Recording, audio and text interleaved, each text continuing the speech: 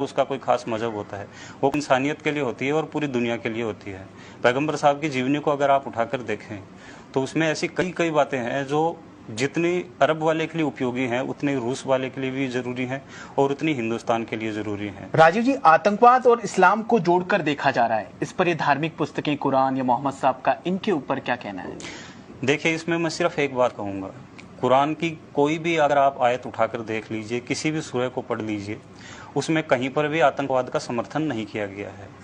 और कुरान पढ़ने से पहले आपको पैगंबर हजरत मोहम्मद सल्लल्लाहु अलैहि वसल्लम को पढ़ना चाहिए, जिन पर कुरान उतरा था। आप उनकी जीवनी को पढ़कर देखिए, उन्होंने पूरे जीवन में सिर्फ और सिर्फ इंसानियत की बातें की थी। जो आदमी अपने दुश्मन को भी माफ करने का हौसला रखता है, वो आतंकवाद की बात कैसे कर सकता है? तो राजीव जी, इस पूरी मोहम्मद साहब की जीवनी को मारवाड़ी में लिखने में आपको कितना वक्त लगा? किताब को लिखने में मुझे 1 साल लगा और इसकी तैयारी के लिए मुझे कम से कम 10 साल लगे। 10 साल इस चीज़ को लेकर लगे कि क्षण भर लिखने के लिए आपको मन भर पढ़ना पड़ता है। जो भी चीज़ आप अगर लिखें तो पूरी जिम्मेदारी के साथ लिखें और उसमें कुछ गलतियां न रह जाएं।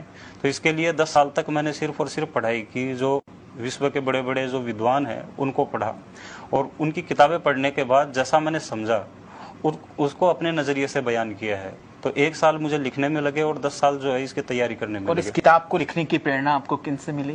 किताब को लिखने की प्रेरणा कई चीज़ों से मिली, लेकिन मैं खास तौर से कहूँगा कि पैगंबर साहब का जीवन जो है वही सबसे बड़ा प्रेरणा स्रोत है। बांग्लादेश में जो भी हमला हुआ उसमें आतंकवादियों द्वारा कहा गया कि कुरान की आयतें पढ़कर सुनाई जाएं। दरअसल बांग्लादेश के हमले पर तो मैं सिर्फ एक बात कहूंगा कि वे लोग जिहादी नहीं फसादी थे। क्या कुरान में या कहीं पर मोहम्मद साहब ने ऐसा कहीं जिक्र किया? जी नहीं, हरगिज नहीं। कुरान में जिस तरह का मैं भी बता चुका हूँ, कुरान में साफ साफ लिखा गया है कि जिसने एक बेगुनाह को कत्ल किया उसने पूरी इंसानियत का कत्ल किया। और इसमें एक चीज़ मैं और इसका जिक्र करना चाहूँगा कि आतंकवादियों ने वहाँ पर बंधक बनाए लोगों से कहा था कि आप कुरान की आयतें सुनाइए तो हम आपको जाने देंगे। जबकि आप कुरान उठाकर देख लीजिए, कुरान में कहीं पर भी नहीं लिखा कि कुरान की आयत जिसको कंठस्थ होगी उसी को जिंदा रहने का हक है। ऐसा बिल्कुल नहीं लिखा है। कुरान को पढ़ना अच्छी बात है और उसको जीवन में उतारना अच्छी बात है।